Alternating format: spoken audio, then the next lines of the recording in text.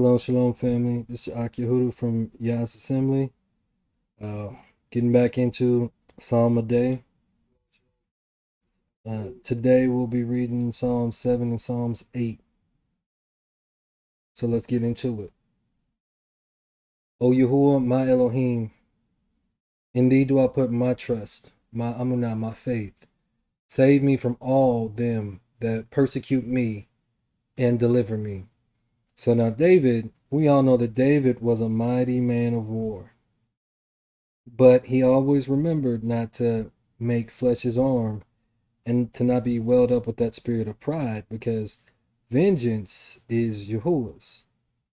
It's always important to stay grounded and to not think too highly of yourself, but to still have a little bit of confidence in yourself. But the most important thing is to always have confidence in the Creator, because He can do anything and everything, and He is able. Lest He tear my soul like a lion, rending it in pieces while there is none to deliver. So again, he's humbling himself. He's letting the Most High know that there is no might in his hands, so that the Most High can do what he's going to do.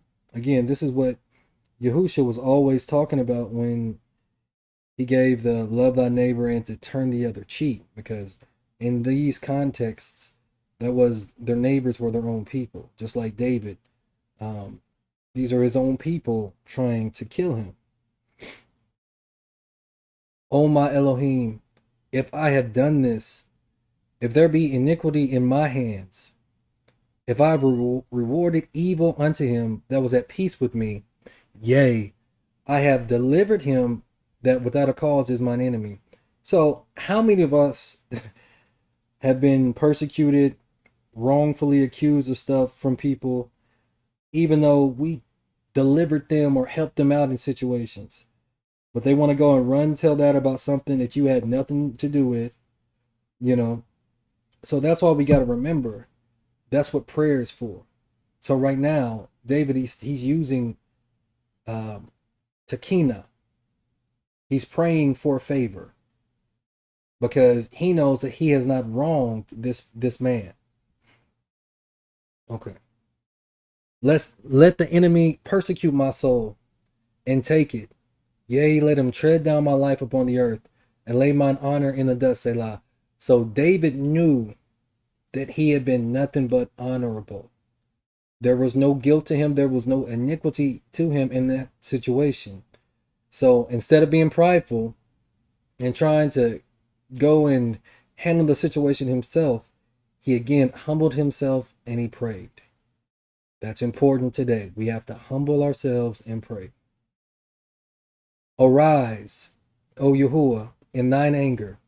Lift up thyself because of the rage of mine enemies, and awake for me to the judgment that thou hast commanded, because vengeance is Yahuwah's. Touch not Yahuwah's anointed. So when you are anointed, or when you are operating in right standing, in the right jurisdiction, then your almighty power, Yahuwah the Creator, fights your battles. So David, again, he's trying to invoke, or he's trying to provoke the Most High to plead in his behalf. Then he says, so shall the congregation of the people compass thee about. For their sakes, therefore, return thou on high, because he was anointed to be king. And they need to know and believe in and see righteous judgments. Yahuwah shall judge the people. Mishpat, or judge me, O Yahuwah, according to my righteousness and according to mine integrity that is in me. Because he knew he had no fault in this matter. So he was asking the Most High to put the weights on the scale for both him and his accuser, this person that was trying to kill him. This particular song is a rambling poem that, again, he was singing that they put towards a beat. Oh, let the wickedness of the wicked come to an end, but establish the just or righteous. That word is Zadak. For The righteous Elohim trieth the hearts and the reins. So, we've been going over a sound mind. So he tries your mind. Your mind. And then that word reins, if you look at the definition, it's going to let you know that it's about the emotions or the intent behind why you're doing something. So it's not just like you stay even killed, but again, it's about what you are really trying to do. Are you trying to despitefully use somebody? Are you trying to put a pitfall in front of somebody? Are you trying to secretly kill somebody? Yahuwah, he knows all and he tries all. My defense is of Elohim, which saveth the upright in heart, the righteous, those who have a sound mind. Elohim judges the righteous, and Elohim is angry with the wicked every day because he hates all workers of iniquity. If he turn not, he will whet his sword. If he have bent his bow and made it ready. So talking about if he turn not, this is talking about Cush the Benjamite, because Cush the Benjamite is the one that's coming against Dawood or David. If he doesn't turn from this wicked way, the Most High is going to whet or sharpen, or in today's day, he's going to load his gun. Then he's going to point it at him and make it ready. It's already been made ready for those that come against the anointing of the Most High. You got to be careful when you're gnashing your teeth on, or when you're coming against people that you know that the Most High has his hand on their life. He hath also prepared for him the instruments of death. It breaks down to utensils of death. Like he has this stored up in his treasure, right? He ordaineth his arrows against the persecutors. So, he already got it like, yeah, I already know I'm about to knock you off. Yeah, I already got it set up. I'm ready. The Most High, he's a man of war. He don't play. Behold, he travaileth with iniquity. That's all he got. Even out of his mouth. That's all, anything that he's spewing, talking about Cush the Benjamite, is sin. And iniquity is the worst form of sin. It's the guilt or the punishment of sin. And have conceived mischief and brought forth falsehood. Because that's what they do. They just lie. All they do is put lies on top of lies on top of lies. He made a pit and digged it, and is fallen into the ditch which he made. Because when you think you slicker than slick, the Most High is going to let you know, I know all, I see all. Because before we were born, he already knew us. He gives us free will and free choices, but he's already got contingency plans in place. Like, okay, you're going to try to touch my anointed. You dig in this ditch, you don't know that it's for you. You're a whited or open sepulcher. You're a dead thing. You're an unclean vessel. So I hate all workers of iniquity. So you're digging your burial place. His mischief shall return upon his own head, and his violent dealing shall come down upon his own pate. That word pate means head or crown of the head. So again, you reap what you sow. You reap what you sow. So be careful the words, the actions, and the thoughts, because we're focusing on a sound mind that you're putting out there, because you're going to reap from these things. I will praise Yahuwah to his righteousness, and sing praise to the name of Yahuwah Elyon, or Most High. So David was speaking things that were not as though they were, because he had Amunah. He was using his pay action, right? Pay means the words that come out of your mouth. And he had that Amunah. But he faith without works is dead. So he's making sure that he's pushing it out, because death and life is in the power of the tongue, and they that love it shall eat the fruit thereof. So David was quick to get into his prayer closet, or he was quick to sing these songs of victory, or these poems of victory to the Most High. Again, to awaken, which the Most High, he doesn't sleep, but to get the Most High to, again, to plead or to work in his behalf. Now, let's go to chapter 8. This is a quick one. O Yahuwah, our Adonai, how excellent is thy name in all the earth. Who has set thy glory above the heavens? Because, the heavens of the heavens can't even contain them. Think about that. Out of the mouth of babes and sucklings hast thou ordained strength, because of thine enemies, that thou mightest steal the enemy and the avenger. Now, that word steal means to stop, decease, or desist the enemy. But it's out of the mouth of babes. You remember, unless you become as a child, you can't enter into the kingdom. So the Most High, he always does these things in certain ways. But again, out of the mouth of babes, these things can occur.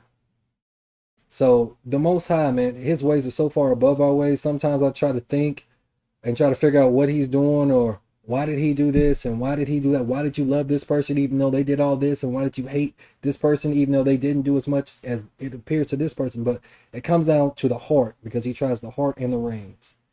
And not everybody that appears righteous has a sound mind.